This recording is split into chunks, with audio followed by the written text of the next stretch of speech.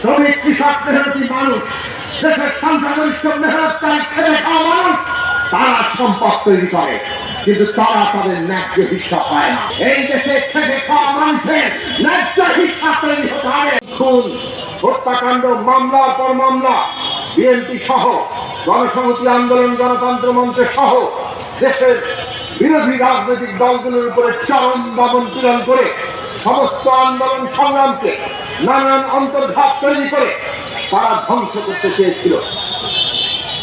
কিন্তু এই আন্দোলন এমন একটা জনমানুষের মধ্যে চেতনা তৈরি করেছে, তাদের মধ্যে ঐক্য তৈরি করেছে, ক্ষোভ তৈরি করেছে। যেই ক্ষোভে আমরা দেখেছি 2024 সালের 7ই জানুয়ারি ওই যে আমি নির্বাচন, সেই নির্বাচন করে সরকার যখন স্বপ্ন দেখছিল এবারও তারা 5 বছর চালিয়ে যাবে, আমরা দেখলাম জুলাইয়ে এসে আমাদের ছাত্র তরুণরা তারা যখন অগ্রণী ভাবে সামনে এগিয়ে আসলো, আবু সাঈদ যখন বুক চিপিয়ে ওই পুলিশের গুলি নিজের বুকে নিয়ে নিয়েছিল, আর তাকে দমন করা যায়নি। সমস্ত দেশের মানুষ জেগে উঠেছিলেন এবং তারই ধারাবাহিকতায় ওই মুগ্ধ, প্রিয়াগ কিংবা শুভশ্রী, আমাদের জুলফিকার সাকিব বুক চিপিয়ে একে একে হাজারো তরুণ তাজা প্রাণ 90-এর আন্দোলনের পরেও আমাদের কিভাবে আন্দোলনের অর্জন ব্যাহত হয়ে গিয়েছে।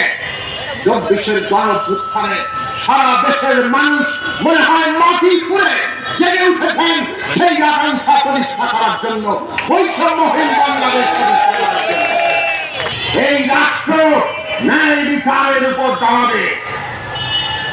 রাষ্ট্র গঠিত হয়, যে রাষ্ট্র ন্যায় বিচার দিতে পারে না সেই রাষ্ট্র টিকে থাকতে পারে না। শেখ হাসিনার রাষ্ট্র প্রমাণ করেছে ন্যায় বিচার কেড়ে নিয়ে হত্যা খুনের উপর ক্ষমতা আসলে থাকতে গিয়ে তারা উৎখাত হয়ে গিয়েছে। অভ্যুত্থান পরিষ্কার করে বলেছে এই অভ্যুত্থানের অংশীদার যারা ছাত্র, শ্রমিক, জনতা, এই দেশের মেহনতি খেটে খাওয়া মানুষ, তারা এই রাষ্ট্রে তাদের ন্যায্য হিস্সা চায়। শ্রমিক কৃষক মেহনতি মানুষ, দেশের সংখ্যাগরিষ্ঠ মেহনতকারী খেটে খাওয়া মানুষ, তারা সম্পদ তৈরি করে, কিন্তু তারা তাদের ন্যায্য হিস্সা পায় না। শিক্ষা, স্বাস্থ্য, বাসস্থান, কর্মসংস্থান ওই লুটেরা গোষ্ঠী সবকিছু লুটে পুটে বিদেশে পাচার করে আমার দেশের মানুষের তৈরি করা সম্পদকে কেড়ে নেয়। আজকে আগামী বাংলাদেশ অভ্যুত্থান দিশা হাজির করেছে। এই দেশে খেটে খাওয়া মানুষের ন্যায্য হিস্সা তৈরি হতে হবে, আর সেই অনুযায়ী অর্থনৈতিক পরিকল্পনা সহ সমগ্র পরিকল্পনা তৈরি হতে হবে।